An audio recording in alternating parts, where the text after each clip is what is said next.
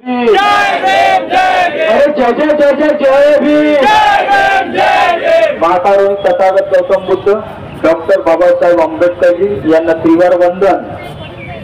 महाबोधी महावीर मुक्ती आंदोलनाचे परनेते ज्यांनी या नागपूर शहरातल्या माऊलीला लोकांना बुद्धगयाचे दर्शन दाखवलेले असे पूजनीय भदंत आर्य नागार्जुन सुरेश ससाईजी यांना त्रिवार वंदन। या जागी बसलेले जे माऊली, या जागी बसलेले विद्वान लोक ज्यांना बुद्धगया काय होता मालूम पण नाही होता, ज्यांना दाखवणारे साक्षात, ज्यांना मी आपले महापुरुष म्हणतो, ज्यांनी मला सामोर वाळण्याची संघर्ष दाखवले असे पूजनीय भदंत आर्य नागार्जुन सुरेश ससाई। या टाइमी मी लहान असताना नागपूर शाळेच्या विद्यार्थी असताना बुद्धगया महाबोधी महावीराच्या आंदोलनाचा लढा चालू होता। हा बुद्धगया काय आहे म्हणून मला माहित नव्हतं। लहान लहान भिक्षू बनत होते इंदोरा बुद्धविहार मध्ये, मी एक सुद्धा भिक्षू बनून बुद्धगयाच्या लढ्यामध्ये सामील झालो। माझ्यासोबत माझे मित्र 4 होते। मी माझ्या नाव पूज्य भदंत आर्य नागार्जुन सुरेश ससाईजी यांनी कट्टक पुत्र ठेवला होता। माझ्यासोबत असलेले 3 मित्र, एक अभय होता, एक अघोष होता, एक करुणा। त्यामध्ये मी बघितलेलं एक दृश्य, मी फक्त 3 मिनिटं बोलणार, कारण की जे संचालन करत आहे ते फार सुंदर करत आहे, कारण की त्यांना ती पण वेळेचं भान आहे। मी 3 मिनिटं बोलीन। जेपी उद्यान मध्ये भैयाजी खरंतर बसलेले आहेत, साक्षात होते तिथं। जेपी उद्यान जो बुद्धगया महाबोधी महाविहार बुद्धविहाराच्या बाजूला आहे, तिथं फक्त 25% डॉक्टर बाबासाहेब आंबेडकरांना जागेचे आरक्षण होता।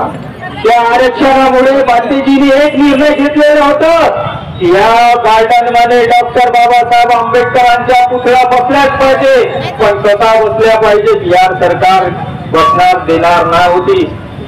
3 महिन्यापासून माननीय रविकांत खोब्रागडेजी यांना पुतळा बनवायला लावलं।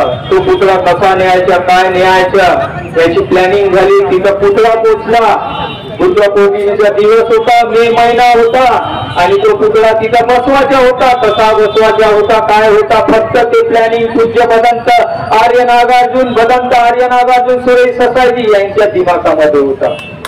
जेव्हा तो पुतळा बसवायचा होता तर लालू प्रसाद यादवजी तिथले मुख्यमंत्रीजी होते। मुख्यमंत्रीजींना तो पुतळा दान दिला। भंतेजीनं दान दिल्यानंतर एवढा मोठा पुतळा, भंतेजी मैं क्या करूंगा मैंने, ये मैं आपको दान दिया, आपको क्या करना है आप देखो।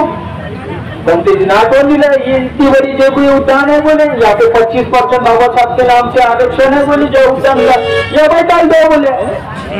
एवढी सारी पब्लिक, तिथं मुख्यमंत्री नाही बोलू शकला, तिथल्या कलेक्टरला तुरंत बोलवलं आणि पुतळा बसवायला लावला। 1 हप्त्यामध्ये पुतळा बसवण्यात आला आणि तो पुतळा बाबासाहेबांचा पुतळा जो बोट आहे ना, तो महाबोधी महाविहाराच्या दिशेने दाखवला। पूज्य भदंत आर्य नागार्जुन सुरेश ससाईजीचा योगदान आहे आज आंदोलन आपण करत आहे, पण आंदोलन रस्त्याने उतरून नाही होत। मी पाहिलंय की माऊली ट्रेनच्या डब्यामध्ये फुकटात येत होती आणि तिच्या पोटडीमध्ये भाकर न कांदा न मीठ होता।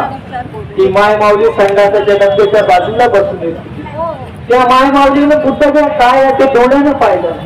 त्या माऊलीनं आपला परिवार सोडून आलेली आहे। ते पूज्य भदंत आर्य नागार्जुन सुरेश ससाईजी आज त्यांची वय झालेली आहे 92 वर्षाची आहे, पण खंबीरपणे मापेक्षा तणत्या।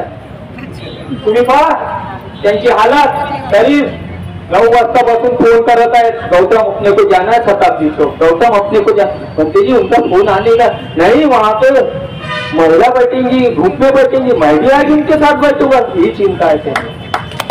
वहां पे आयोजन करने वाले भारतीय बौद्ध सभा के लोग हैं, वो बाबा साहब के अनुयायी है, वहाँ अनुयायी आने मुझे भी जाना है। त्यांच्यामध्ये हा संघर्ष आहे, आपल्यामध्ये काय संघर्ष आहे, गटागटाचा आपण गटागटाला। जेवढे महिला बचत गट आहेत तेवढे या महाराष्ट्रामध्ये गट आहेत। ते गट कसे आले, आपण आणलेले आहे। आज एक आंबेडकरी योद्धा इथं लढत आहे, काऊन लढत आहे, आपण तुकड्यात आहोत। ज्या दिवशी एक झालो ना, सरकार कोणतीही असेल, सरकार कोणतीही असेल, आता विचार करा फक्त विचार करा आणि उभे व्हा.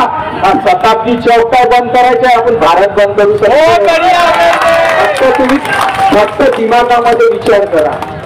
एक वेळ होता भंतेजी विचार करत ना रस्त्यावर राहणार. आज तीच संगत आलेली आहे. फक्त भंतेजी पाठिंबा नको मागत, संघर्ष करा म्हणतात.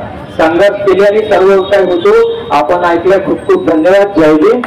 मी संघसेनेचा लहानसा कार्यकर्ता आहे. तुमच्या सामने पुष्कळ लहान आहे. तुमच्या मार्गदर्शनामध्ये काम करेन आणि येत्या 16 मार्चला 16 तारखेला येणारे आहात आणि युवा पिढीने लॉंग मार्च म्हणजे शांती मार्चचं एक आयोजन केलेलं आहे. यदि तुमचा आशीर्वाद आम्हाला लाभला तो शांती मार्च एवढा मोठा होऊन जाईल की मुंबईच्या विधानसभा हलवून टाकू. फक्त तुमचा आशीर्वाद लागू द्या. हिमांशू उके हा मुलगा संघर्ष करत आहे. याच्याकरिता मी तुम्हाला विनंती करायला आला. आदेश कोणी नाही देऊ शकत, कारण की आदेश दिल्याने नेता बनतो. मी तो विनंती केल्यावर तुमचा मुलगा बनीन. तुम्ही या.